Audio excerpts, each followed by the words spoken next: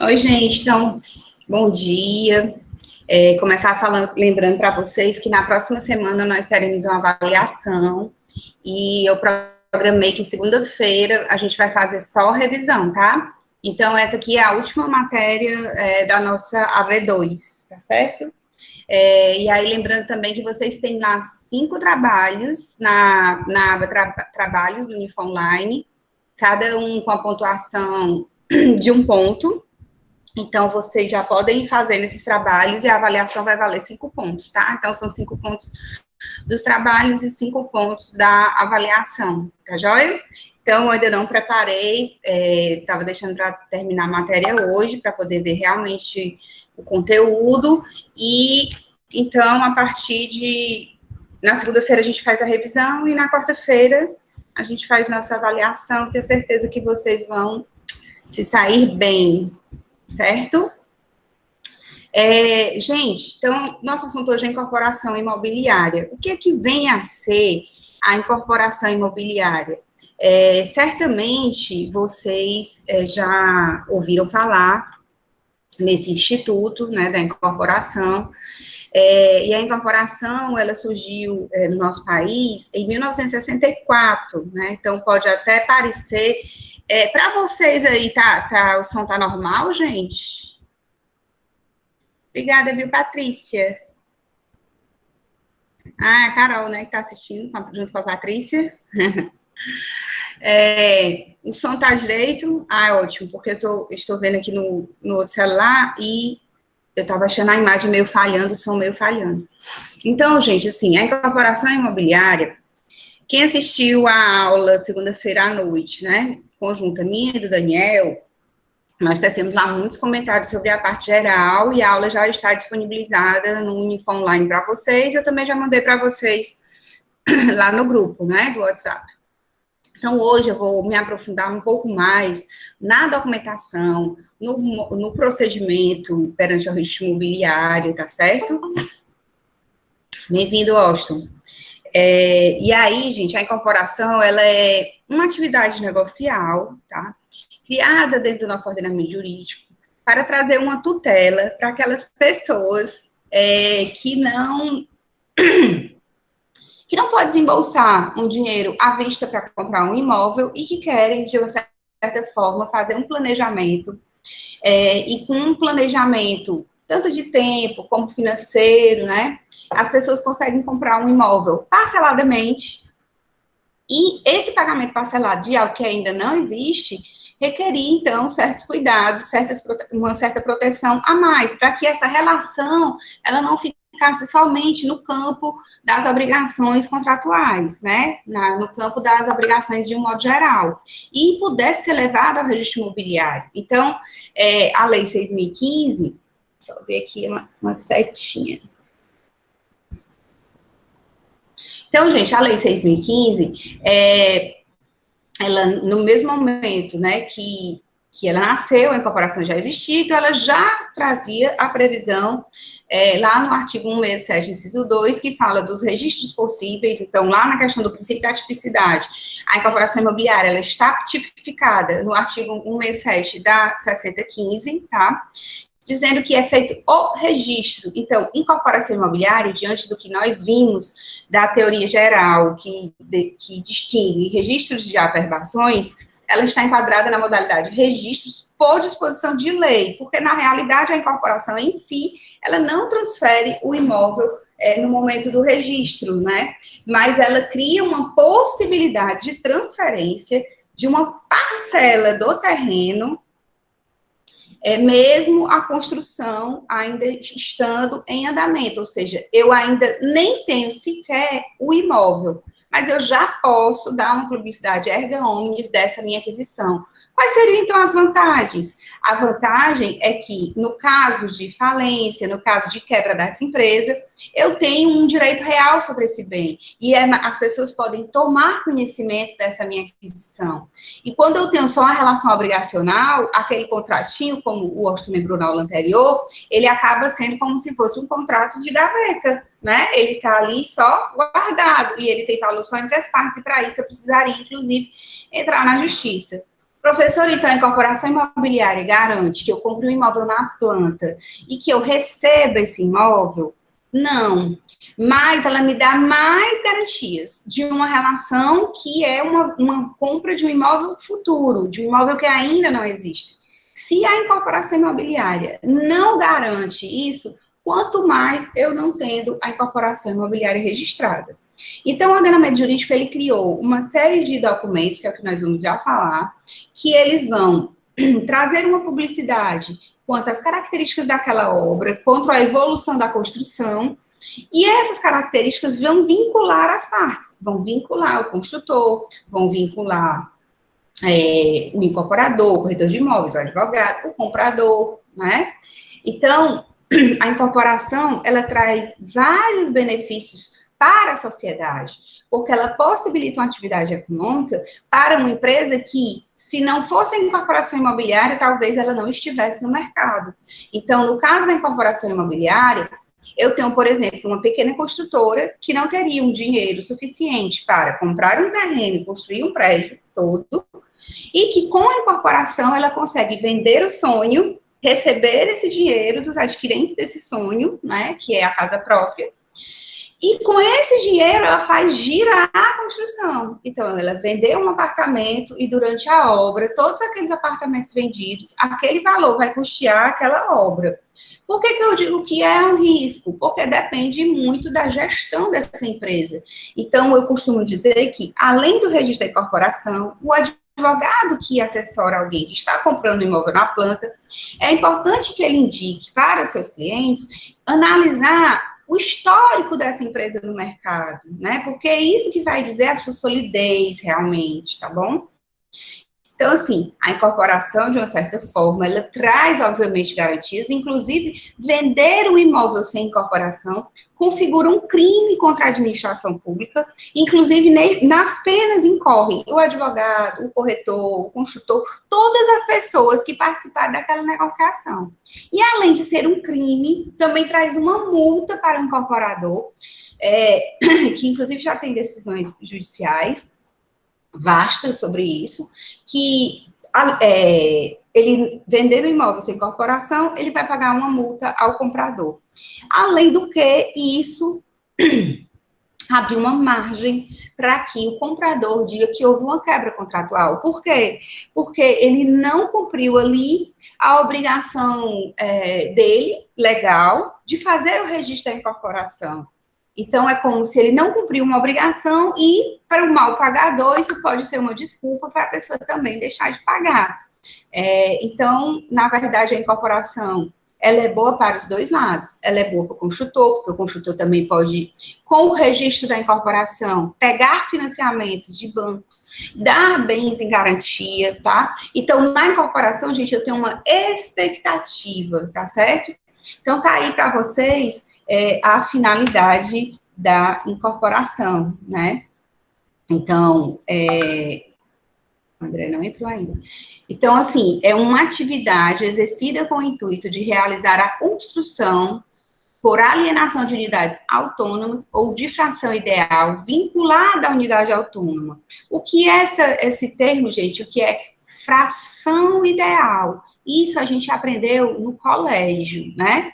A gente aprendia isso aqui com aquele desenhozinho de uma pizza cortada, ou o chocolate, eram exemplos muito comuns quando a gente falava em fração ideal. Então, eu tenho um chocolate que tem 10 tabletes. Cada tabletezinho daquele é o quê? 1/10 do chocolate. Então, a mesma coisa a gente traz para o registro imobiliário.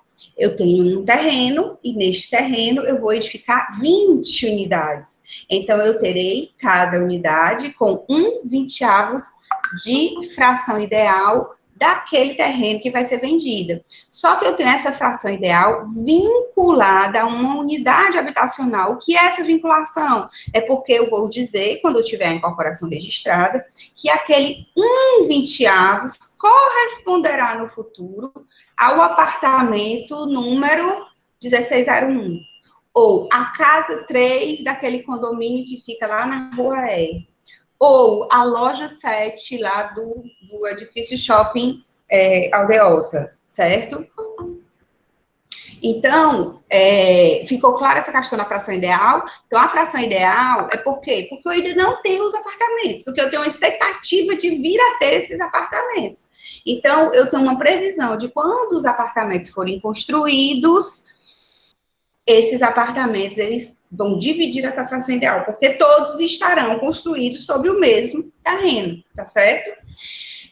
Enquanto não concluída a construção e regularizada essa construção nas formas que nós já vimos nas aulas anteriores, que seria a publicidade da obra através da vedação de construção, o registro do condomínio através da apresentação da convenção de condomínio e instituição do condomínio. Isso faz com que a obra esteja concluída e juridicamente regularizada, né? Então, enquanto isso não ocorre, o que eu tenho ainda é só um terreno. Embora nesse terreno exista um projeto de construção, tá certo? Então, há requerimento do incorporador. Então, quem provoca o registrador? Lembrando que o registrador, ele é inerte, né? Princípio da instância. Então, quem provoca o registrador é o incorporador. E aí é bom a gente lembrar a questão do princípio da territorialidade. Então, já que a incorporação é um registro, este registro será praticado perante o registro imobiliário competente. Então, é preciso saber qual é a zona competente daquele imóvel, tá certo? E aí, gente, lembrando também que os imóveis podem mudar de zona imobiliária. A gente já viu isso, mas não custa a gente fazer um lembretezinho. Se o imóvel onde será erguido o prédio for de uma estiver registrado na primeira zona, por exemplo, mas atualmente, depois da subdivisão de zonas, ele hoje passou a pertencer à quarta zona. Então, o registro da incorporação precisa ser feito na quarta zona. O registrador da quarta zona precisará abrir uma matrícula para dar publicidade dessa incorporação. E ele vai abrir essa matrícula como? Mediante a apresentação deste requerimento, que virá instruído de vários documentos, mais a certidão emitida pelo registrador anterior, que é o que vai permitir saber se aquele incorporador tem legitimidade sobre aquele bem, se ele realmente é proprietário, se ele tem uma procuração do proprietário, tá certo? Se dentro de 180 dias, isso está até mais na frente, eu enfatizei isso, certo? Feito o registro, então, partindo do princípio que o incorporador apresentou, junto com o requerimento, todos os documentos exigidos por lei, ele tem 180 dias, gente, ou seja, 6 meses, para o que a gente chama de convalidar a incorporação. O que vem a ser convalidar a incorporação? É eu mostrar que aquilo realmente pegou no mercado, tá? É eu dizer, eu conseguir provar registralmente ou um contrato de financiamento de obra, ou até mesmo a venda de alguma unidade autônoma. Professor, então, se o incorporador levou todos os documentos, registrou, mas dentro de 180 dias nada foi transferido, aquela incorporação é como se não existisse, exato, certo? Aí vai ser preciso, se ele quiser continuar com a obra, ele vai precisar renovar essa incorporação, é o que a gente chama de revalidar, tá certo? Então, a finalidade, gente, da incorporação é o quê? Dar notícia da regularidade do empreendimento em construção. Por que a gente enfatiza esse em construção? Porque se eu tiver um imóvel já construído, certo? Eu, no caso, não preciso ter incorporação imobiliária, tá certo? Por quê? Porque ele já está construído. A incorporação é exatamente para viabilizar a obra. É para que eu construa com o dinheiro alheio, tá certo? Então, uma previsão legal para que eu, no curso da obra, já venda antecipadamente as unidades. Então, se já estiver construído, eu não preciso mais falar de incorporação. Professora, então, assim, todo prédio tem que ter incorporação, e aí aqui eu olho aqui para o lado de fora da varanda e vejo, assim, um arranha-céu de prédios, né? Vou mostrar aqui para vocês. Será que todos esses prédios eles tiveram incorporação imobiliária? Não necessariamente. Primeiro, que algum deles pode não ter cumprido a lei. E segundo, porque alguns deles podem ter tido recursos próprios do construtor, tá certo? Para que aquela obra fosse realizada, tá? Então, Então, professor, é certo dizer que se eu pegar uma matrícula do imóvel, de um apartamento, e lá verificar nesta matrícula que não existe registro da incorporação, eu posso assertivamente falar que aquele bem ele é irregular? Não. Se na matrícula do imóvel constar a verbação de construção e a instituição de condomínio, esse imóvel está regular. Então, eu vi um apartamento pronto. E esse apartamento pronto, na matrícula dele, também dá a notícia, quer dizer, ele está pronto de fato e de direito, não precisa ter a incorporação. Se houve um vício anteriormente de imóveis vendidos na planta, esse vício já foi sanado, tá certo? Então, vai tornar público um projeto que já foi aprovado pelo órgão público competente, tá? Então, eu vou registrar algo que o poder público já fez aquele poder de polícia. Por isso que a gente fala, vocês devem ter visto algumas notícias sobre, por exemplo, aquele prédio que caiu, que desabou, né, o ano passado, o edifício Andréas, né? Então, a televisão dizia muito que tinha alvará de construção, né? Por quê? Porque eu tenho ali o papel do poder público em saber se aquele prédio, naquela área, poderá ser construído. Então, se é um imóvel comercial, será que em todo lugar eu posso construir um imóvel comercial? Né? É bom que a gente pense isso. Outra coisa, uma área que é distrito industrial, será que eu posso ter residência? Outra coisa, será que eu posso ter condomínio de casas em qualquer lugar? Vamos puxar ali para o bairro do Vila União, Montese.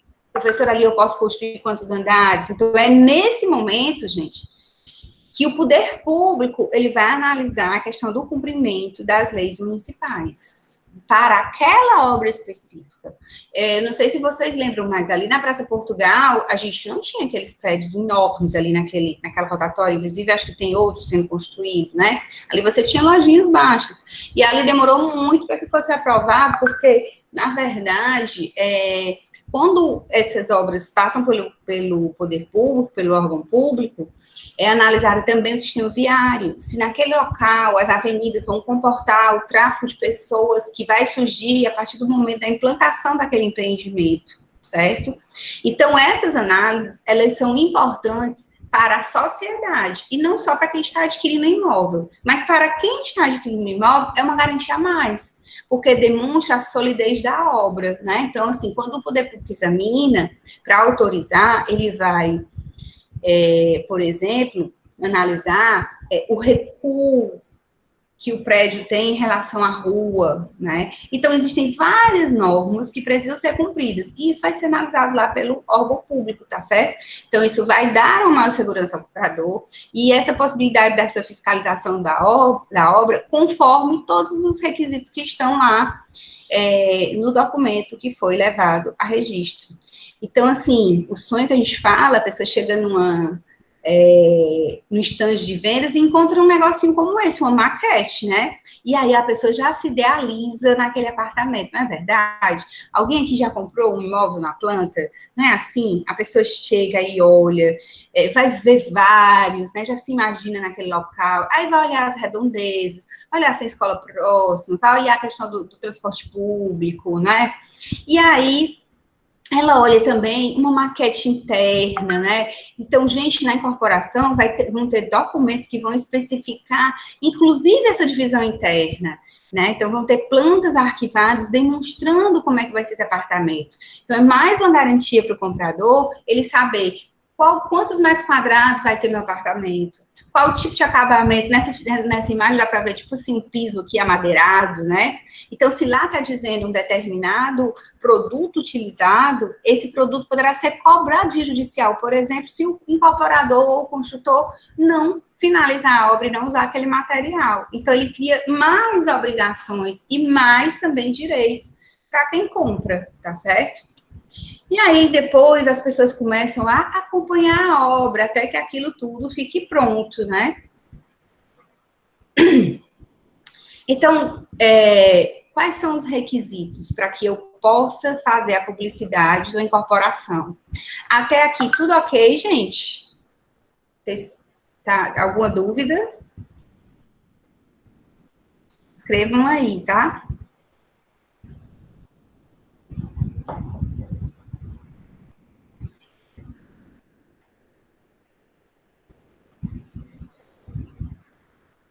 Vendo aqui uma pergunta. Na época, muito se falava que a responsabilidade pública era da prefeitura.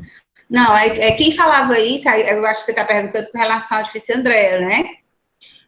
Não tem nada a ver com responsabilidade da prefeitura. Por quê? Porque existe até o tempo de garantia da obra, né? Ali no caso, até a obra já tinha passado muito tempo, era um prédio muito antigo, né?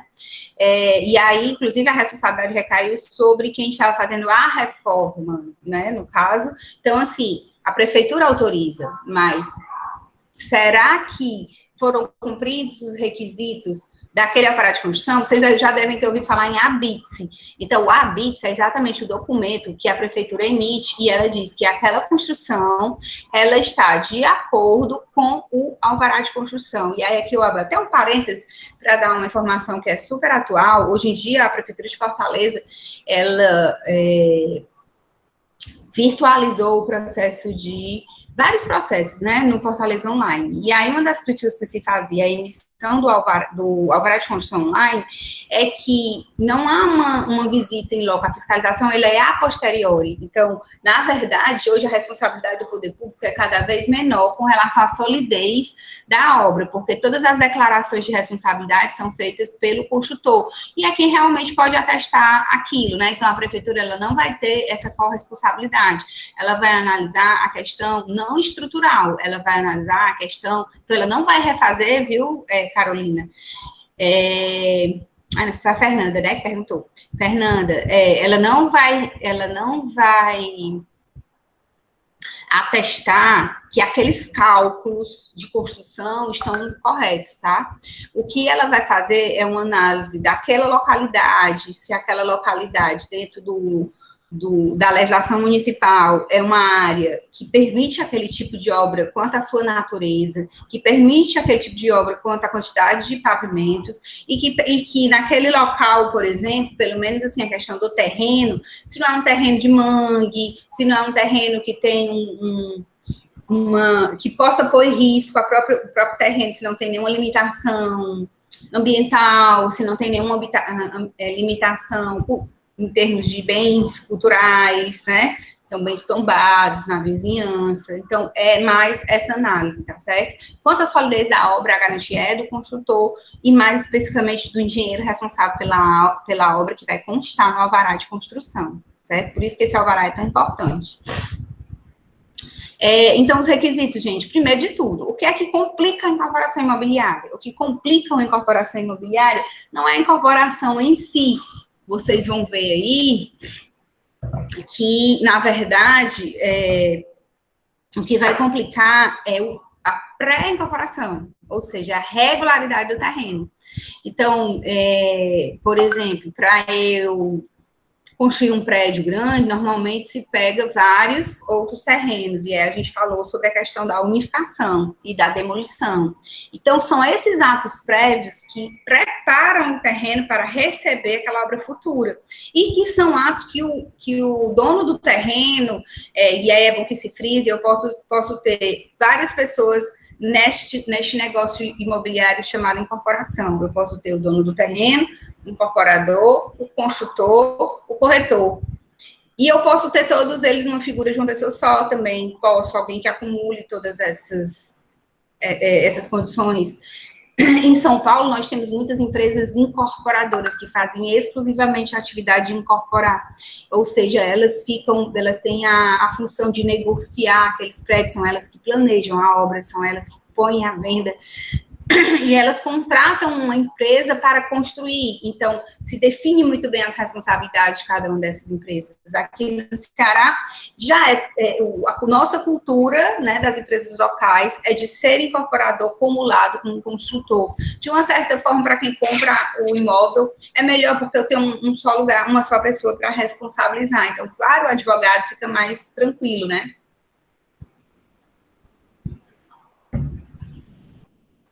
Deu para entender, Fernanda? Respondi a tua pergunta? Então, essa regularidade do imóvel é que o imóvel precisa estar registrado no nome do incorporador, em que ele tem que ter as características na matrícula coincidindo com as características do projeto. Então, se no meu projeto tem lá que eu tenho um terreno de 100 metros quadrados, na minha matrícula eu tenho que ter um terreno de 100 metros quadrados, porque senão aquele prédio não vai caber naquele terreno. Então, se o construtor, para ter aqueles 100 metros quadrados, precisou comprar vários terrenos, e um deles tinha casa, como é que eu vou construir um prédio em cima de uma casa? Então, vai exigir que eu obedeça o princípio da continuidade, o princípio da especialidade. Eu vou precisar primeiro demolir as casas existentes, fazer a unificação, deixar tudo registrado no nome do construtor, para que eu possa fazer a incorporação, tá certo? Se não tiver no nome do construtor, eu tenho que ter uma autorização do proprietário, tá certo? Para que o incorporador possa ali prometer a venda. Como é que uma pessoa estranha vai fazer um registro de incorporação no meu imóvel? Vai começar a vender um terreno que nem é dele. Então, tem que ter essa autorização expressa para incorporar, tá certo? E tem que ter inexistência de certidões positivas que impeçam a transferência de frações ideais. Então, se o comprador tiver algum tipo de limitação de venda do imóvel, então o incorporador, ele não vai poder registrar a incorporação, porque se a finalidade da incorporação é eu poder vender, se eu tenho uma limitação da venda, então não vou poder incorporar, tá certo? O fundamento, a base da fundamentação é essa Lei 4591 de 64, e a norma, ela vai ser incidente, ela vai ser aplicada toda vez que eu quiser vender um imóvel na planta, então toda vez que eu for vender uma fração ideal vinculada a um apartamento. Professora, se eu fizer uma venda assim, 1,54% de um terreno, eu posso registrar isso? Sem problema algum. Sem incorporação? Sem incorporação. Como assim, professora? Eu estou vendendo só uma parcela do terreno. Eu estou criando ali um condomínio necessário em cima de um todo indiviso. Mas no momento que eu disser que esse 1,65% corresponderá ao apartamento 101, aí eu estou dando uma expectativa de direito que ali vai ter um prédio. Então, para eu registrar essa venda desse 1,65% vinculado à unidade autônoma, eu vou precisar do registro da incorporação, tá certo? Essa incorporação, ela pode ser cancelada? Pode, desde que eu tenha a anuência de todas as pessoas que lá na matrícula já constam como adquirentes do imóvel, tá? Quais são os documentos necessários, então, professora, para que eu dê publicidade dessa incorporação? Esses documentos estão no artigo 32 dessa lei 4591, que é de 64, tá certo? Aqui, repetindo aquela informação que eu já tinha dado para vocês, após o registro, 180 dias eu tenho a convalidação da incorporação. Então, disse que essa incorporação, ela tem uma validade de 180 dias. Se eu quiser renovar, eu vou observar o prazo de validade de todos os documentos. Então, todos os documentos, no momento da renovação, devem estar dentro do prazo de validade. E aí, eu também dou uma dica prática, que muita gente que trabalha na área não se atenta para isso. Mas todos os documentos técnicos, certo? Então, todas as minhas plantas, o projeto aprovado, tudo isso na renovação pode ser aproveitado. Muita gente não sabe, faz o quê? Faz todo o calhamaço, porque a incorporação, gente, ela não é difícil, mas ela é trabalhosa. Então, quando a pessoa não sabe, ela junta toda aquela documentação de novo para renovar a incorporação. E quem já tem prática, né, sabe que se não mudou nada com relação à descrição do prédio, eu não preciso juntar esses documentos de novo, são documentos técnicos. Então, tudo que foi feito pelo engenheiro, se o meu alvará de construção, porque o alvará ele também tem prazo de validade, se o meu alvará ainda está no prazo de validade, significa que o prédio que eu vou construir vai observar aquelas características técnicas. Então, todos os documentos técnicos nessa renovação, eu posso dizer assim ao registrador no requerimento. Registrador, solicito que renove a incorporação com as mesmas características técnicas já mencionadas no R tal da matrícula tal, ou seja, incorporação já estava registrada, passou 180 dias, não houve nenhum registro de venda, e eu estou pedindo uma renovação, mas eu estou dizendo que as características são as mesmas.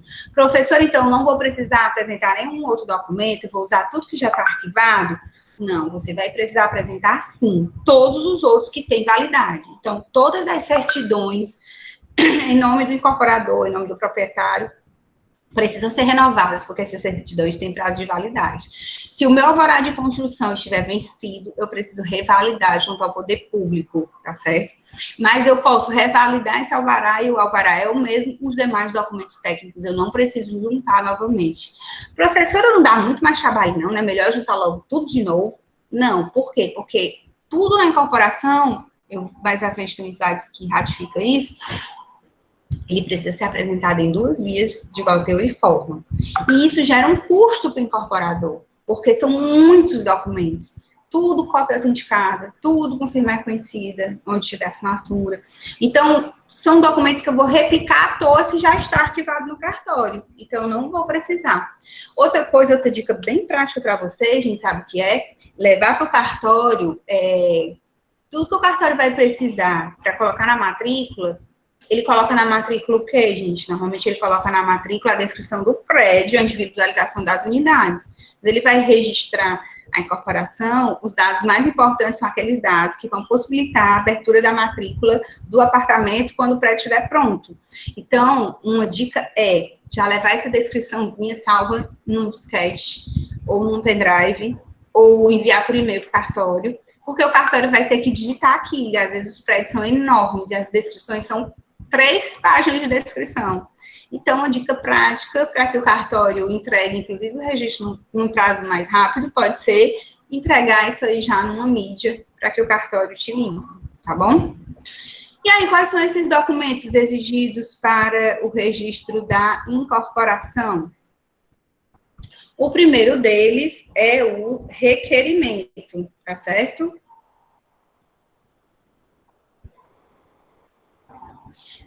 Só olhando aqui, tem autorizando gente a entrar. O primeiro deles é o requerimento, é a primeira peça do processo, lembrando que esse requerimento eu tenho que estar dirigido ao registrador competente, tá certo? Nesse documento eu já vou incluir uma relação dos documentos que eu estou anexando, é como se fosse um checklist dos documentos, eu não preciso no requerimento transcrever tudo que está dentro dos documentos, mas eu preciso relacionar, ele vai servir como uma comprovação daquilo que eu entreguei no cartório, tá certo? É uma espécie de índice do processo apresentado para registro, né? Não se trata de uma exigência legal, porque a lei, ela exige o memorial de incorporação, que também é um resumo de tudo, tá certo? É sempre apresentado em 2 vias, assinadas pelo incorporador e com firma reconhecida. Tudo que eu levar para o cartório, gente, que for instrumento particular, tem que ter firma reconhecida de quem apresentou, tá? E aí eu começo a juntar os documentos. Eu tenho que ter o título de propriedade, certidão vintenária, histórico de propriedade. Então, o que é o título de propriedade? O título de propriedade, gente, é o documento que deu origem à aquisição do bem pelo incorporador ou pelo proprietário atual. Lembra que eu falei que pode ser que o incorporador não seja proprietário. Aí ele tem que ter uma autorização do proprietário. Mas então, aquele proprietário, eu vou ter que juntar o quê? Se ele adquiriu por meio de escritura pública, uma cópia da escritura pública.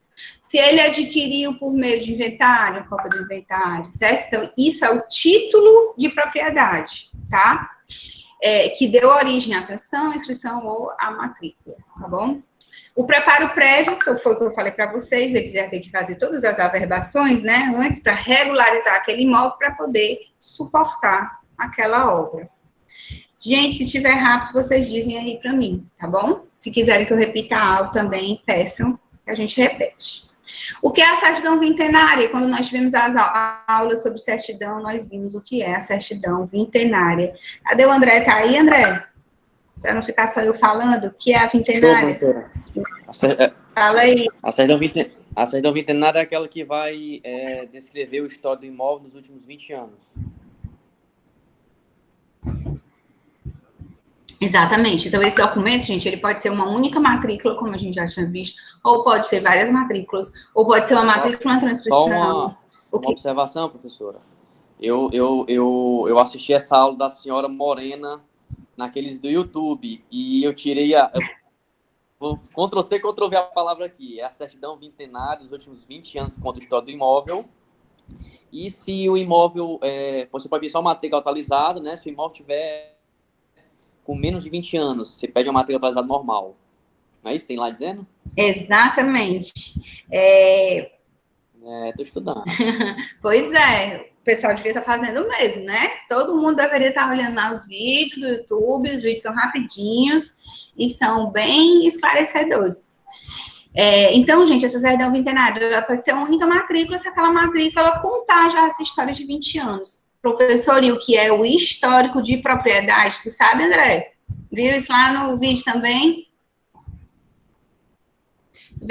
Devo ter visto, mas me passou agora a memória. Mas tá, pedir ajuda universitária. Mas tá aí, só lê aí. Tá, vou ler aqui, peraí. Histórico de propriedade, narração, da certidão vintenária. Pronto, eu vou pegar a certidão vintenária e eu vou narrar a cadeia sucessória do imóvel. Se a minha vintenária for só a matrícula, eu vou ler os registros que tiverem, eu vou dizer, partindo de hoje para 20 anos para trás. Então, o estado de propriedade é sempre de hoje, eu começo a narrar, hoje eu sou assim, mas já foi assim. Então, eu vou narrando o que é que aquele imóvel foi há 20 anos. Professora, para que isso? Porque quem vai comprar, a gente tem que pensar que todos esses documentos estão sendo apresentados para viabilizar uma compra. E quem está comprando pode não ser uma pessoa técnica em direito, pode ser uma pessoa que não consiga entender direitinho, tá certo? O que tem naquela certidão. E aí o histórico de propriedade é como se ele traduzisse para o leigo o histórico todinho, tá certo? O projeto de construção. Esse projeto de construção, gente, ele é o quê? O desenho técnico da edificação que será submetido à aprovação da autoridade municipal. E ele vai ser composto de várias plantas. Eu vou dar aqui alguns exemplos de planta. Então, vai ser um jogo de plantas. Todas essas plantas, gente, tem que ter assinatura do profissional responsável, o carimbo de aprovação do órgão municipal, se for eletrônica essa aprovação, a comprovação eletrônica dessa aprovação, e onde tiver assinatura, mais uma vez lembrando, vai ter que ter firma reconhecida.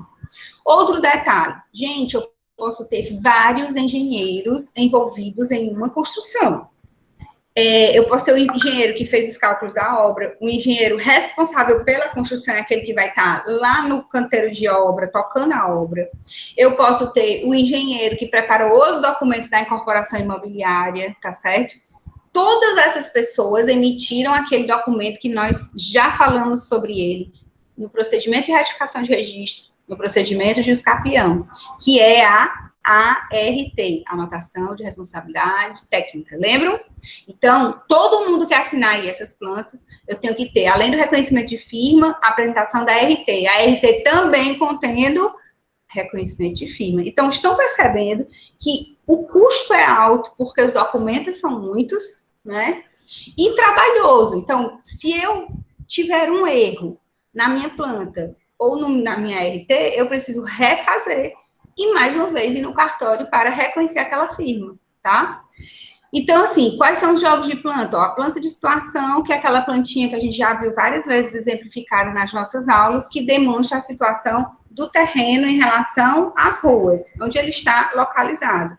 E essa planta tem que corresponder exatamente ao que está na matrícula do imóvel, onde a gente diz que eu tenho que ter tido esse preparo anterior. Porque na hora que chega a planta de situação, o registrador, ele vai ter para análise dele, o quê? O documento e a matrícula. Então, ele não vai no local medir o imóvel, mas ele vai olhar a medida que está na planta e a medida que está na matrícula. E se não estiverem iguais, esse processo vai ser devolvido à parte para que a parte faça as correções devidas, tá?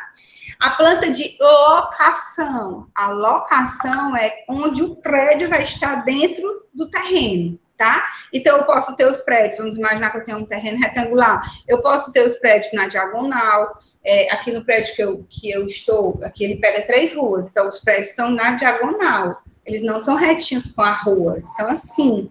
Então, como vão ficar localizados os prédios, e aí para eu saber, tipo, torre A, torre B, certo? Então, a locação é o prédio dentro do terreno, ok? A planta de fachada, né? Como é que vai ser? Se tem varanda, se não tem. Esses detalhes da planta baixa que não são visíveis, eu tenho uma planta de detalhes. A planta baixa do pavimento, então é como se eu estivesse vendo o pavimento todinho, porque quando eu faço a locação do prédio, eu estou colocando só o prédio em relação ao terreno. E quando eu faço a planta baixa dos pavimentos, eu estou vendo aquele meu pavimento, o que é que tem em cada pavimento. Então, no subsolo, o que é que eu vou ter no subsolo? Eu tenho caixa de máquina, eu tenho no subsolo depósitos, eu tenho no subsolo vagas de garagem. Então, isso que a planta vai desenhar, tá certo? Tem a divisão interna dos pavimentos. Na minha cobertura, eu tenho o quê? A minha cobertura, ela é de um apartamento, lá nessa cobertura vai ter uma piscina privada, certo? O que é pavimento tipo? Vocês já devem ter ouvido falar esse termo, pavimento tipo. O pavimento padrão, então vamos dizer, eu tenho um subsolo no prédio, eu tenho um térreo, eu tenho um mezanino que tem área social, tudo, e eu tenho o primeiro pavimento tipo, e eu tenho 10 pavimentos tipo. O que é? 10 pavimentos que são o mesmo tipo, são iguais. Em todos eles, eu tenho 2 apartamentos por andar. E em todos os andares, esses 2 apartamentos possuem o mesmo tamanho. Então, por isso chama pavimento tipo. Agora, eu posso ter o pavimento tipo 1, pavimento tipo 2. Como assim, professora? Imagine, eu posso ter do primeiro ao 10º, 2 apartamentos por andar. E do 11º ao 15º, 1 por andar. Então, esses tipos de pavimentos são diferentes. Por isso que é o tipo 1, tipo 2. Ficou claro, gente, isso aí para vocês? As plantas de cortes longitudinal e transversal são mais detalhes da construção. A planta da coberta, do telhado. E o alvará de construção, como eu disse para vocês, dentro do prazo de validade. E aí, do mesmo jeito que a certidão vintenária, ela é traduzida naquele histórico de propriedade, as plantas são traduzidas nesses quadros. Então, vamos lá. Eu tenho o projeto, que são plantas. Ah, professora, não entendo muito bem de planta. Então, a legislação diz que você precisa elaborar uns quadros de onde você vai tirar essas informações dessa planta. E mais na frente, dos quadros, eu vou tirar declarações. Então, vejam que a lei, ela procura, ela traz dados técnicos, que numa ação, esses dados podem ser aprofundados, utilizados, trabalhados, tá certo? E eu também tenho, no caso,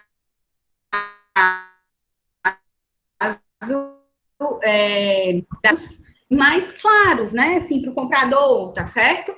Então, eu vou ter, e aí é uma norma brasileira, é a norma brasileira técnica, certo? A NBR, que no caso aqui está vigorando, ela é de 92, que ela vai dizer, nessa norma, eu vou até disponibilizar para vocês, quem quiser se aprofundar, eu vou colocar, eu tenho uma outra aula que especifica bem direitinho tudo que tem em cada uma desses quadros nessa norma, tá certo? E aí, essa norma, ela vai ensinar o registrador, ele vai dizer quais são os dados mínimos que eu tenho que ter no quadro 1, que é o cálculo de área dos pavimentos, no quadro 2, que é o cálculo de área das unidades. Então, cada item desse aqui, gente, é um tipo de quadro que vai ter dados técnicos que o profissional vai retirar da planta e vai fazer esses cálculos. Professora, qual a importância disso aqui para quem está comprando? Por exemplo, tem o cálculo da área da unidade autônoma, tem o cálculo do custo da obra, tem o cálculo do custo da construção, tem a avaliação do custo de cada unidade, tem o resumo das áreas para os atos de registro, ou seja, qual é a área comum do prédio, qual é a área total construída, qual é a área comum das unidades, tá? Eu tenho um quadro de informações gerais, eu tenho um memorial descritivo de equipamentos, ou seja, de tudo que vai estar ali, do elevador, né, de todos os equipamentos daquele empreendimento, tá? E eu tenho, gente, esse memorial que eu acho incrível, que é o memorial de acabamentos das dependências comuns e esse material de acabamento das dependências de uso privativo. Então, esse acabamento é aquele que eu fui lá no stand e achei aquele apartamento decorado lindo. Só que quando eu olhei o apartamento decorado, lá tinha porcelanato em todos os ambientes. E aí eu recebi o meu apartamento e não tinha. E aí eu indignada na consultora. Mas eu vi um apartamento, lá um stand, um apartamento, as obras não tem, né? Um apartamento todo decorado, visite o apartamento decorado. Né? Mas, na verdade, a pessoa precisa visitar o apartamento decorado e olhar esses dois memoriais, porque para fingir uma requisição judicial, o que vai valer é isso que está vinculando a responsabilidade do construtor na matrícula do imóvel, é isso que foi apresentado à parte, é isso que você anuiu quando comprou o imóvel. Então, de nada adianta, aquele apartamento decorado, ele é meramente ilustrativo. Então, por exemplo, se você queria passar porcelanato em todos os ambientes, você deveria ter requerido no curso da obra, ia ter que pagar uma diferença de X para o construtor, tá certo? Então, mais uma vez, olha a importância da assessoria, numa assessoria técnica no momento da construção, e lembrando sempre da fala do André, né? Eu tenho aí, no mercado de trabalho, o advogado da construtora que vai preparar esses documentos da incorporação, e eu tenho o advogado que vai assessorar as partes na compra do imóvel, tá certo? E a gente precisa, gente, divulgar os trabalhos que a advocacia faz, para que as pessoas da sociedade entendam a importância. Quanto as pessoas no Brasil, elas têm a cultura de só procurar o advogado quando dá o problema. Comprei na planta, não recebi, aí eu corro atrás do advogado. Comprei na planta, recebi diferente, eu corro atrás do advogado. Mas se eu, antes de comprar, pagar uma consulta a um advogado de R$350 ou R$500, uma simples consulta, que ele me diga: será que aquele apartamento decorado, será que os materiais utilizados na obra são os mesmos do apartamento decorado? Vamos olhar o memorial de acabamentos. Então, assim, uma simples consulta que dê essa informação já pode livrar o comprador de um aborrecimento. Então, vocês estão vendo que, às vezes, a falta da valorização da advocacia parte da falta de informação do próprio advogado, que não sabe sequer passar para a sociedade a vantagem de ter uma assessoria. Vou abrir aqui um parênteses e contar para vocês uma historinha. Eu atendi, obviamente, durante muito tempo, consultas sem pagar, sem que fosse paga a consulta, né? A pessoa ia, conversava, se consultava, ouvia o que queria, nunca mais fazia o processo e ia embora, e ali a gente perdia, passava tardes e tardes e manhãs atendendo pessoas, e depois eu tinha que fazer minhas petições à noite, numa vida surreal, e atendendo gente, até que chega um ponto que você diz assim, só atenda agora, se marcar horário, é com consulta paga. E aí, uma vez, um consultor, né, ligou para o meu escritório e falou com a secretária, e marcou o horário, e a secretária já tinha aquela orientação de dizer, olha, mas a doutora Darlene só atende mediante pagamento consulta. E aí, o consultor passou uma mensagem no meu WhatsApp para mim, dizendo assim, mas eu vou ter que pagar para lhe conhecer, para vocês verem a desvalorização da nossa atividade. Ninguém questiona um médico quando ele cobra uma consulta. E ele pode até atender para dizer, não domino esse assunto, vou lhe encaminhar para o colega tal, você já tem que ter pago. Ou já passou o cartãozinho do convênio, já pagou a consulta antes de entrar na sala, não é verdade? E o advogado tem isso. A minha resposta para esse consultor foi a seguinte, não, você não está me pagando para me conhecer. Você está pagando a minha hora técnica de atendimento para o seu caso específico. Para me conhecer, se você tiver meu nome no Google, você me conhece. As redes sociais estão aí para isso. Todo mundo hoje é conhecido. E 25 anos de advocacia tem um montão de coisa na mídia, né? Então dá para conhecer. Cobra-se quanto inicialmente? Um advogado que está começando, eu acredito que o valor de R$300 por uma consulta, que normalmente não vai acima de uma hora, é um bom valor, né? Então, advogados já mais renomados vão cobrar por uma consulta uns R$500, mais ou menos, né? Esse é o preço de hoje, 2020, tá certo? E aí, gente, também a questão de honorários depende muito de quem paga e depende muito do conteúdo dessa consulta, né? Então, um consultor para edificação no condomínio, um negócio valioso. E detalhe, é a consulta sem nada escrito, tá? Se for para emitir parecer, aí você já cobra um valor diferenciado. Então, para emitir parecer, no mínimo, parecer simples de uma lauda, R$1.000, certo? Então, logicamente, tudo vai depender do seu grau de confiabilidade, mas as pessoas precisam valorizar o trabalho. Pensem sempre o seguinte, o cliente que não pode pagar R$300 numa consulta, vai dar trabalho para pagar os honorários de uma causa. Né? Então, para o advogado, muitas vezes é melhor perder aquele cliente do que ter um aborrecimento durante um tempão com o mesmo cliente sem lhe pagar, certo? Verdade, viu, Washington? Porque não, as pessoas não valorizam os profissionais. Agora, vou abrir outro parênteses, porque eu acho que isso tudo é importante para vocês. Acho que foi o presidente do Sindicato dos Médicos, acho que foi. Recebi um vídeo deles agora sobre aquela questão dos médicos cubanos, né? E aí ele falando revalida, falando um monte de coisas que tem razão. Só que ele estava fazendo o papel dele enquanto presidente do sindicato. Eu acho que era do sindicato, não lembro direito. Mas eu até comentei com um amigo. Gente, eles têm uma reserva de mercado. E é por isso que a atividade deles é valorizada. Porque realmente eles não abrem.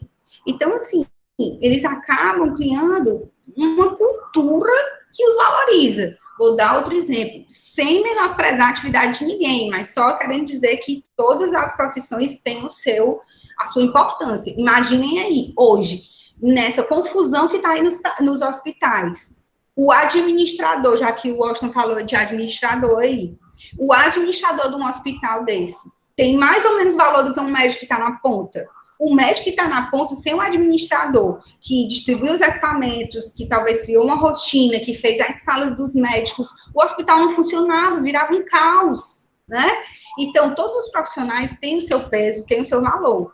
Então, não desmerecendo ninguém, mas, por exemplo, quando se fala agora em projetos de congelamento de salários, e que excluem desse projeto segurança, saúde, educação, não é justo com os demais profissionais, né? Se tem que ter congelamento, tem que ser de todos. É um momento de sacrifício social. E, repito mais uma vez, não é desvalorizando os médicos, né? Eles merecem o seu valor, mas outras profissões também merecem ser valorizadas. E se nós temos uma grande parcela da população que está sofrendo um grande prejuízo, porque sequer está tendo qualquer tipo de receita, eu não considero injusto congelar os salários de todas as categorias.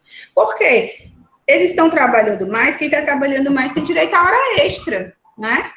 Existe uma legislação que assegura isso. Então, pela hora extra, já seriam remunerados a mais. Enquanto que grande parcela da população, mesmo querendo trabalhar extra, às vezes não estão no mercado naquele momento recebendo nada, tá? Então, só aí um parêntese mesmo, para que a gente reflita sobre as profissões, tá certo? Então, todos esses quadros, gente, vão ser, mais uma vez, repito, assinado por um engenheiro responsável, constante na RT da obra, além do incorporador com firma reconhecida, tá certo? Alguma pergunta, gente?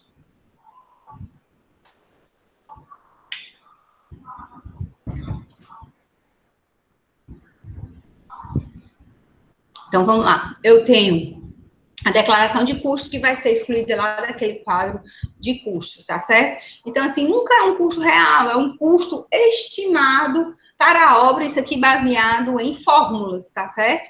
Então, às vezes a declaração de custo é mais difícil, desculpe, o quadro de custos é difícil de ser analisado, se faz uma declaração. Então, além do quadro de custos, eu tenho uma declaração de custo. Então, na declaração, a pessoa diz, declaro que o custo dos apartamentos vai ser tanto e o custo do prédio total vai ser tanto, certo? Então, aqui, essas declarações que a gente passa a ver daqui em diante, são traduções do que está nos quadros, e os quadros são extraídos das plantas, dos projetos. Declaração de áreas e frações ideais, isso aqui é importantíssimo, né, gente? Porque isso aqui vai dizer qual é a área construída dos apartamentos. Então, quando eu receber meu apartamento, se eu tiver com uma área diferente, eu posso, dentro do direito do consumidor, reclamar, porque aquela área, ela não está correspondendo, e aqui lá embaixo é importante dizer isso, que o registrador não responde por essas informações. Professor, então, o que é que ele vai analisar nessa incorporação? Eu disse para vocês que a declaração é tirada dos dados que estão no quadro. os quadros são tirados das plantas. Então, eu tenho a mesma informação, algumas vezes, 3 vezes dentro do processo. O registrador, ele vai ver se essas 3 vezes a informação é a mesma. Então, se no quadro diz lá que o apartamento vai ter 120 metros quadrados, na declaração diária, o apartamento não pode ter 200 metros quadrados. Então, essa uniformidade de dados é papel do registrador analisar. Mas se o apartamento, em loco, realmente tem os 120 metros quadrados que está nos quadros, nas declarações e nas plantas, isso não é responsabilidade do registrador, certo? O memorial descritivo das especificações do projeto vai ser extraído dos quadros 6, 7 e 8, ou seja, esse memorial descritivo, ele vai ter que ter todas essas especificações, ou seja, quais são os materiais utilizados, certo? Quais são as áreas, um resumo de tudo que está nos 3 quadros. Os mandados, ou seja, se o incorporador não é o mesmo proprietário, isso aqui eu já falei para vocês, eu vou precisar apresentar uma procuração que tenha esses poderes, inclusive, para alienar essas unidades futuras, tá? Dentro dos documentos, gente, eu já apresento uma minuta. O que é uma minuta? É uma previsão do que será a convenção de condomínio e o regimento interno desse condomínio, tá certo? Então, aqui a convenção, ela regula o condomínio em geral, o regimento interno vai trazer normas de convivência. Ele é mais customizado. Então, a convenção de condomínio, se vocês pegarem o Código Civil, tem lá todos os requisitos, o que é que tem que ter na convenção. Tem que ter a forma de administração, tem que ter a forma de convocação das assembleias, tem que ter os quóruns de aprovação. Tudo isso tem que estar na convenção de condomínio. Já o regimento interno, imaginem, um prédio que não tem piscina. Eu preciso regulamentar o uso da piscina? Não. Então, o regimento interno ele vai ser customizado de acordo com a realidade de cada empreendimento. Se eu tenho empreendimento comercial, obviamente, meu regimento interno é bem diferente de um prédio residencial, certo? Então, vai depender das áreas comuns que eu tenho que regulamentar, vai depender da vontade dos coproprietários, tá certo? E é um documento exigido para a incorporação. Professor, o que é unidade subrogada? Vamos lá. Isso é uma forma também de viabilizar a incorporação. Já ouviram falar em permuta? A gente até teve uma aula sobre isso, né? Falando da possibilidade da permuta de imóvel presente para um imóvel futuro. O que é isso? Eu tenho uma casa, o construtor, ele quer, naquele lugar da minha casa, construir um prédio. E ao invés dele me pagar pelo terreno, ele diz assim, eu vou te dar 3 apartamentos quando o prédio estiver pronto. Então, esses apartamentos que vão ser dados para pagar a aquisição do terreno, a gente chama de parcelas subrogadas. São as unidades do empreendimento que serão dadas em pagamento pelo terreno onde será edificado o empreendimento. E aí, os adquirentes, eles precisam estar cientes desse encargo, ou seja, dessa parcela que vão pagar, e que já é óbvio, porque ou eles iriam pagar, suportar o preço do custo desse terreno, se o terreno fosse adquirido diretamente pelo construtor, como também sendo adquirido do permutante, tá certo? E aí, o que a gente sempre fala é que o permutante tem que ter muito cuidado com essa permuta, porque ele fica sem muita garantia, ele transferiu o terreno dele para o construtor e ele ficou sem nada também na expectativa do prédio ser construído. Então, como advogada, eu sempre recomendaria ao permutante que ele recebesse, em troca do terreno, algum apartamento pronto que já esteja no estoque do construtor. Nem sempre isso é possível, nem sempre aquela construtora tem apartamentos em estoque, ou nem sempre aquilo que está no estoque é o que o permutante quer. Às vezes ele quer continuar no mesmo prédio. Esse prédio que eu moro, por exemplo, aqui tinha um prédio onde morava uma família, todos os apartamentos eram da mesma família, e todos os permutantes receberam apartamentos aqui, então, quer dizer, viveram sua adolescência toda aqui, sua infância toda aqui, nessas redondezas, e quando tiveram esse prédio concluído, continuaram residindo no mesmo endereço. Então, muitas vezes tem um vínculo, aquele laço sentimental, que gira em torno da nossa propriedade culturalmente, né, no nosso país, tá certo? Então, com relação a essa declaração nela, a gente vai consignar sempre os metros quadrados de cada unidade, que é para aquela pessoa saber quanto de área construída vai ter que ser feita para suportar o preço daquele terreno, tá? Até aqui tudo ok, gente? Eu vi que já saíram aqui 2 pessoas. Então, ela tem, mais uma vez, o documento apresentado em 2 vias, né? Assinados pelo incorporador e pelo engenheiro responsável, confirma e reconhecido. Declaração do prazo de carência. O que é esse prazo de carência, gente? O prazo de carência, ele não pode exceder 180 dias. É o prazo que não é aquele mesmo prazo da validade da incorporação, embora coincidam, tá? Carência eu posso ou não ter, tá? Ela é facultativa. Quem sabe se vai ter carência ou não é o incorporador. É o prazo no qual o incorporador ele poderá desistir da incorporação. Então, ó, prazo de carência é o termo utilizado para designar o lapso de tempo no qual fica facultado ao incorporador desistir do empreendimento, denunciando o fato aos interessados e restituindo as importâncias recebidas. Como é isso? Gente, é como se fosse um período onde ele vai ver se o empreendimento pegou. Ó, vou registrar aqui incorporação. Se por 180 dias não vender, eu não vou me vincular, eu vou desistir. Posso até mudar o meu projeto, certo? Então, ele é improrrogável e ele tem que estar publicizado dentro da matrícula, tá certo? André, pode ler aí para mim esse slide? Do prazo de carência? Posso sim.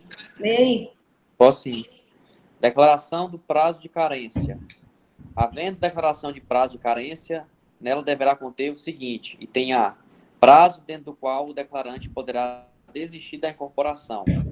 B, obrigação de comunicar o fato aos adquirentes, restituindo-lhes, dentro de 30 dias, as quantias que deles houver recebido, sob pena de sujeitar-se à cobrança por via executiva. Item C, os fatos que justifiquem a desistência, tais como aumento do custo do material e mão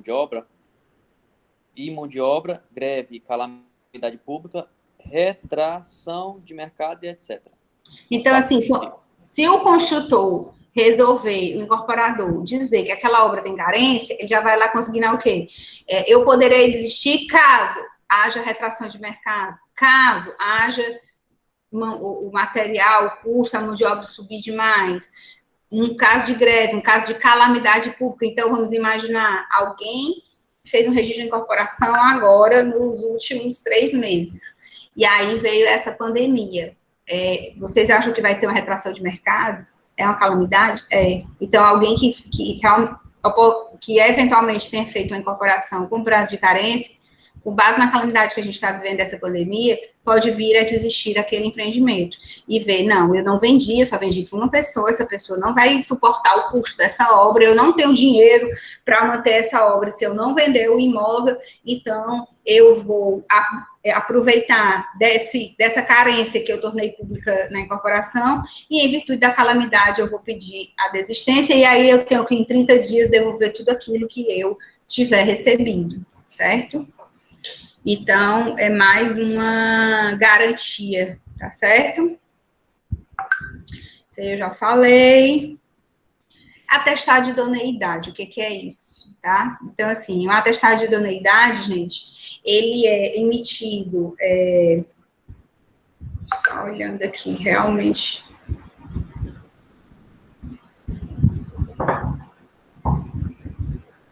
Ele é emitido por um banco que ele esteja fixado no país há mais de 5 anos, e aí nas observações eu coloco que o banco não vai garantir a obra, esse atestado de idoneidade é naquele momento, é uma pesquisa que o banco faz na conta da pessoa, é uma pesquisa que não garante a obra, tá? Só diz o quê? Nesse momento, essa empresa não tem nenhuma limitação financeira nesse banco, tá certo?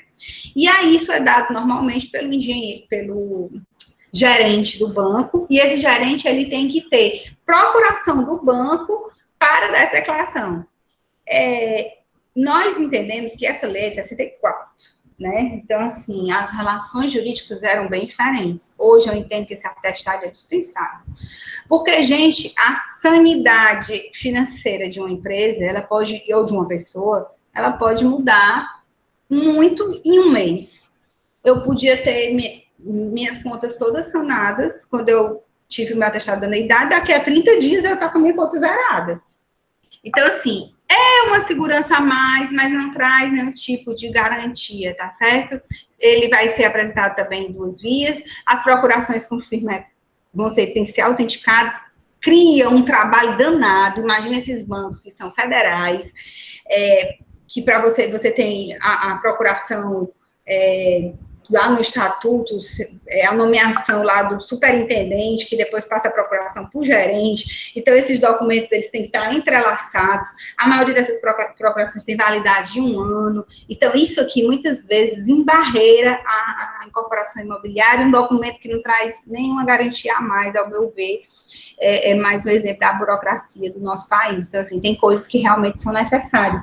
Toda a parte técnica da incorporação é importantíssima. Mas isso aqui, e aquela declaração também histórico bientenário, para mim não são coisas assim tão importantes, porque no caso da declaração eu já tenho todas as certidões que já geram as obrigações, independente de estar na incorporação ou não, tá? E o atestado não traz garantia nenhuma para a parte. Se fosse uma garantia de eu ter, tipo assim, uma conta no banco que garantisse a obra, aí seria fantástico, mas isso não ocorre, tá?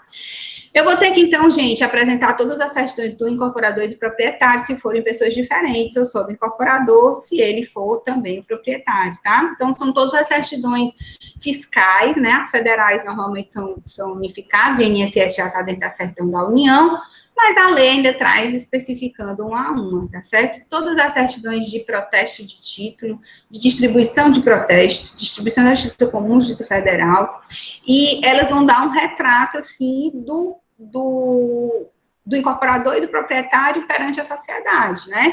Professora, se uma dessas certidões aqui for positiva, ou seja, se na Justiça Comum, ou na Justiça Federal, ou na Justiça do Trabalho, eu tiver um processo, isso impede a incorporação imobiliária? Não.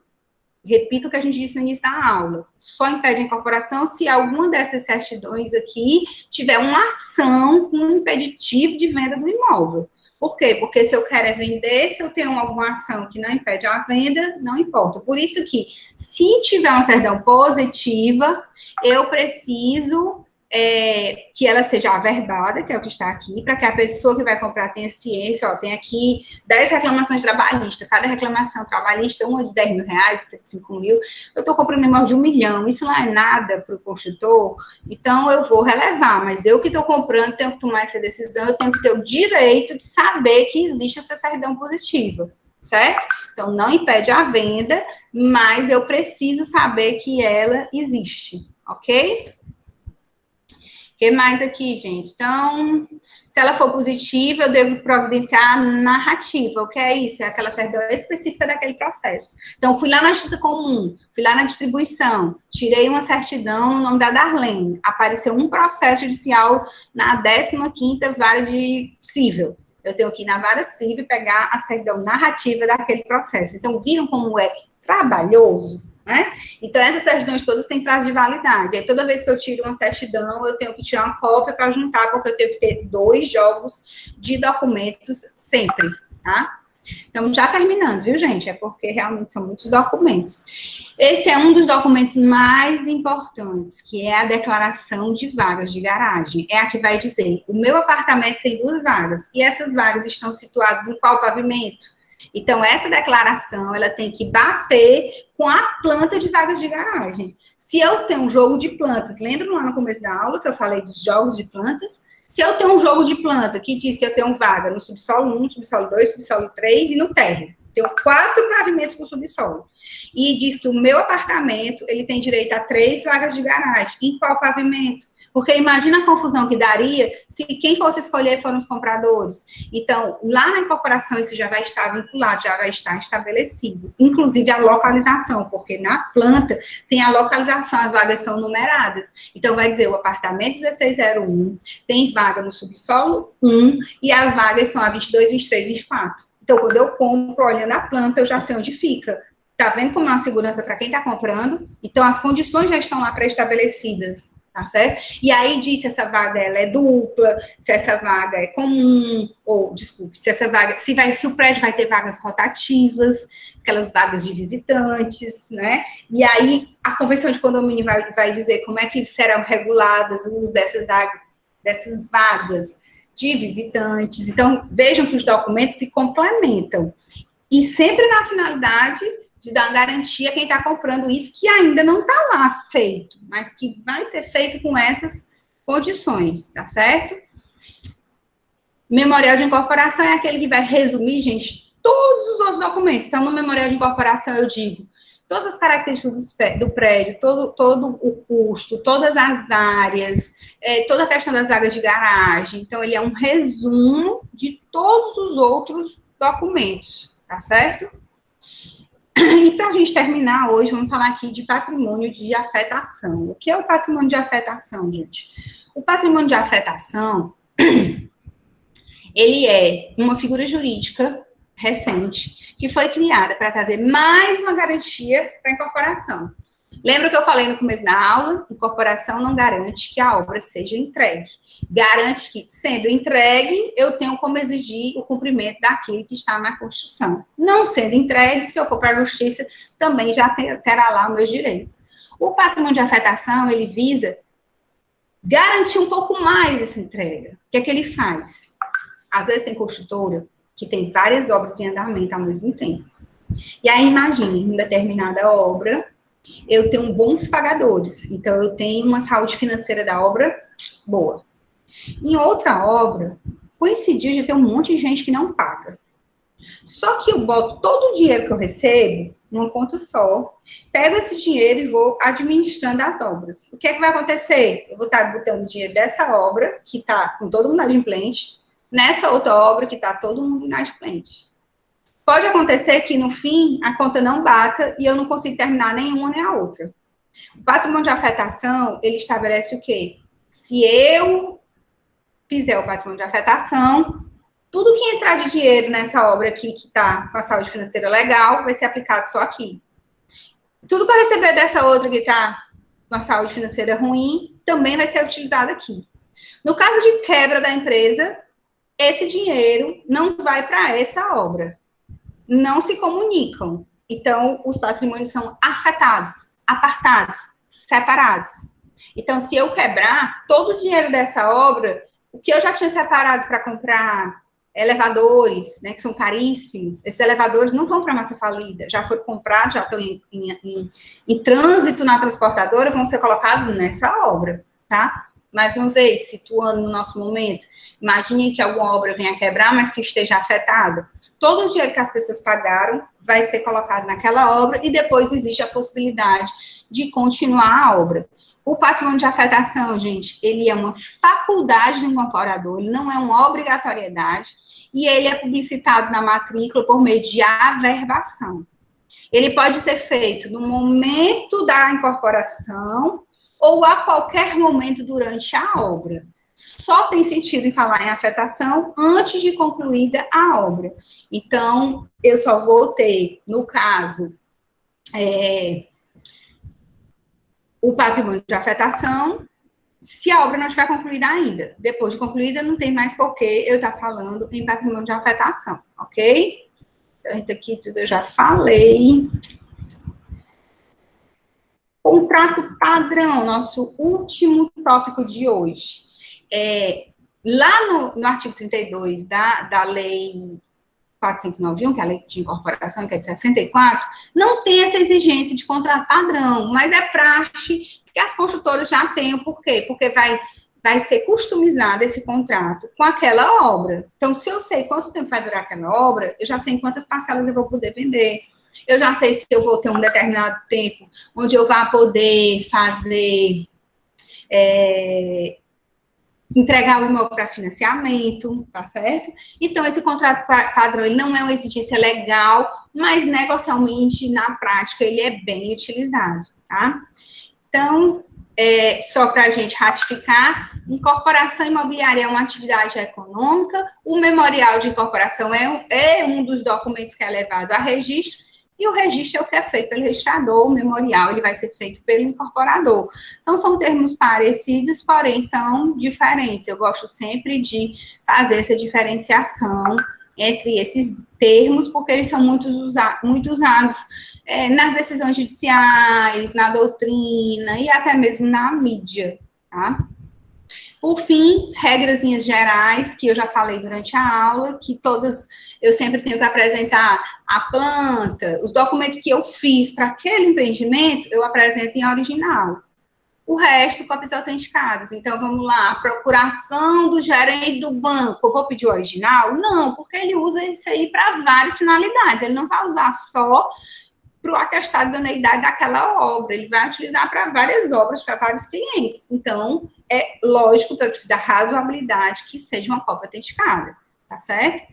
E, mais uma vez, ratificando aquela responsabilidade que o registrador não tem sobre as informações técnicas da obra, tá bom? Gente, alguma pergunta? Finalizando sempre com uma frasezinha de otimismo para vocês, né? Vamos ser felizes, vamos ser alegres, né? Como diz Shakespeare, a alegria ela evita 1000 males e prolonga a vida, né? Tem comprovações que o estado de espírito da pessoa ajuda, inclusive, na recuperação de doenças, tá? Então, muito obrigada a vocês que ficaram aqui até o final. Alguns já abandonaram o barco, já saíram. Outros sequer entraram. Gente, alguma dúvida, estou aqui à disposição, tanto na aula de hoje como anteriores. Na próxima aula, a gente vai fazer uma revisão, tá certo? Quem não me segue ainda nas redes sociais, tá aí. Estou sempre colocando algumas novidades, me sigam lá. E até segunda-feira, quando a gente vai fazer a nossa revisão da prova, tá bom? Um abraço, gente. Alguma dúvida? Alguém quer falar alguma coisa? Eu tô vendo vocês tão parados. Então, tchau. Professora. Oi, diz. André, como é que vão ser as provas deles aí? Não, ainda não programei, André. Eu disse no início da aula que eu não tinha programado ainda. Gente, antes disso, deixa eu ver aqui uma coisa.